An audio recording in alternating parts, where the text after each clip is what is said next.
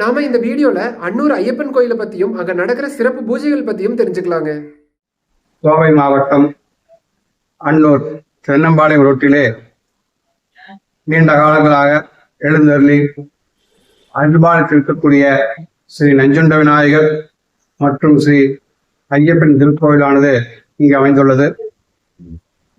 இந்த திருக்கோயிலானது கிட்டத்தட்ட 100 வருடங்களுக்கு மேலாக இங்கு அமைந்துள்ளது. இந்த நஞ்சுண்ட விநாயகருடைய சிறப்பானது 27 செம்பருத்தி பூ மாலையாக தொடுத்து அவருக்கு சாற்றி அர்ச்சனை செய்து வழிபட்டால் குழந்தைகள் படிப்பானது மேலோங்கும். தங்களுடைய குழந்தைகள் எல்லாம் படிப்பிலே மிக தொய்வாக இருக்கக்கூடிய குழந்தைகள் எல்லாம் இங்கு வந்து அந்த விநாயகருக்கு 27 செம்பருத்தி பூ மாலை தொடுத்து வழிபாடு செய்தால் ஞாபக சக்தி உண்டாகும். அதே போல் புதன்கிழமை அன்று இந்த விநாயகருக்கு சந்தனம் வாங்கி கொடுத்து வழிபாடு செய்தால் குழந்தை பாக்கியம் கிடைக்கும். அதற்கு அடுத்தபடியாக இங்கு எழுந்திருக்கக்கூடிய ஐயப்பன் உடைய மகிமையானது ஒவ்வொரு வருடமும் இங்கு கார்த்திகை மாதங்களிலே ஆயிரக்கணக்கான பக்தர்கள் மாலை அணிந்து விரதம் இருந்து இருமுடி கட்டி சபரிமலை சென்று வருகிறார்கள்.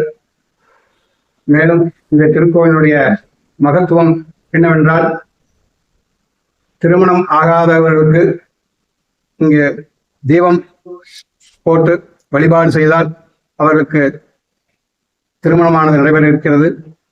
இது கண்கண்ட உண்மை. அதேபோல் புத்திரபாக்கியம் இல்லாதவர்கள் இங்கு வந்து வழிபாடு செய்தால் அவருக்கு புத்திரபாக்கியமானது கிடைக்கிறது.